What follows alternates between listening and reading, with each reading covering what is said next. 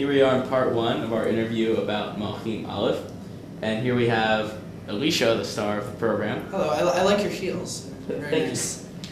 Anyway, to begin, I know you were very close with your teacher, Elijah, and I just want to know, how did you feel about his passing? Well, I mean, of course I was very mournful. He was my mentor, he was my teacher, and I mean, he was almost like a father to me, and he was very holy, but at the same time, I mean, I'm glad that one silver lining is that, I mean, now I have an opportunity to sort of continue his legacy. Mm-hmm. And how do you think you're continuing his legacy? Like, what? Well, I'm the next prophet, and so I'm carrying out God's will in his place. And I'm hoping that one day I will go up to heaven and join him. Okay. But, So you think there's a silver lining in Eliyahu's passing? I think there's a silver lining for every problem. Okay, well, based off of that, what was up with the whole bear fiasco? Because these kids are making fun of you, you kill these kids. Where's the silver lining in that? Well, I mean, first of all, they weren't exactly children.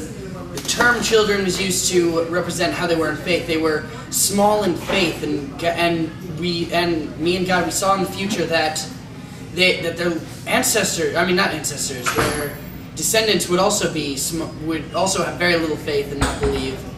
And also, they were unappreciative. God purified their water and gave them a water source nearby, and they cursed me for it. So, in essence, you're saying that they were just bad people, and that all of their offspring would have been bad people, so you had them killed. Well, I mean, I cursed them, and God gave them punishment, which he saw fit. Absolutely. Yeah. So, the next question is kind of the same. Actually, no, it's not. So, what I'm asking here is, you seem to have been unaffected by the death of these people, but then you turn around and do this completely generous, benevolent act in saving the village. So how can you have that, like, there's two diametrically opposed feelings? Well, I mean, I don't recall ever. Is it all on the job?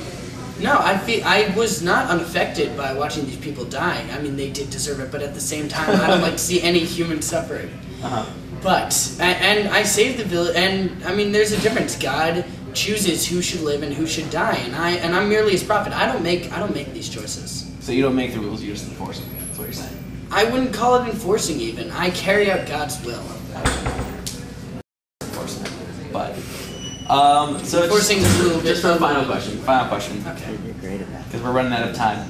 How would you compare yourself to Elijah? In terms of prophet skills, good looks, things like that. I think that me and Elijah were very similar. I think that we were both God's prophets, and that we were both and we helped people, but also we knew we also obeyed God when he told us to use an iron fist, so to speak. But I hope that one day I will be as holy as my mentor. Don't think it's going to happen. Okay. Well, so here we are in part two of our interview about Malchim Aleph, Malchim Bet. And as you can see here, we have God.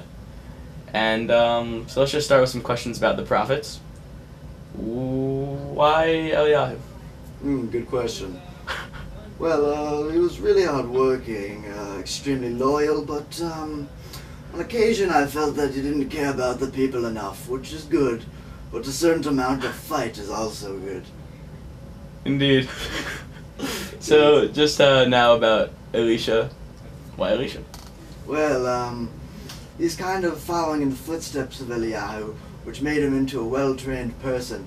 But just like with Eliyahu, sometimes he was a little too rough. Indeed. And so just the final question, because I know you're a busy guy. Of course. Which was your favorite? Oh yes, I knew you were going to ask that question. Of course you did, you're God. I mean. As I wrote in Malachim Aleph, Perak Bet Pasuk Aleph, Elisha went up to heaven in a whirlwind. I give this great honor to Eliyahu, but not Elisha, and therefore I prefer Eliyahu. Indeed. Well, thank you for your time. We are in our third and final part of the interview. We have Eliyahu here, Alicia's mentor. We are so similar. Right. Anyway, what was Alicia like as a student? Well, you see, he was really hardworking. He was a loyal guy, and he really helped me out. He followed me all the way until I ascended to heaven. That's how close we were. Okay, and what qualities do you think you imparted onto Alicia? Well, I definitely imparted my loyalty and my willingness to please God. However, I think I may also have imparted my brusqueness. So, I regret that. Okay. So speaking of brusqueness, it transfers right into the story of Alicia and the bears. Yes. So, what are your feelings on that? Well, you see, they weren't children. They were really just little in faith. I completely agree with this decision. In fact, if it were me, I would have personally ordered. Okay, so just one last thing. What do you think he was a good replacement for you? Absolutely. He has done many of the things I once did, such as splitting the Jordan, of course, Of course. providing water for the people of Israel, Of course. and resurrecting a dead child, which we both did. Of course.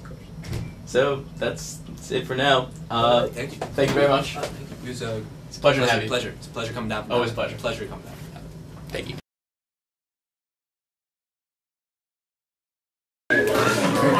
Nah. I see it's recording. The red dot is blinking. The red. If it's blinking, it means it's not recording. It's only when it's That's solid. such a lie. No, it's when it's solid. Don't mind it. Say hi. Say hi for the camera. Camera's not on. Yeah, it is. I'm recording right now. Oh, you did? Say hi for the camera, Carly. The SAT 2 Stop!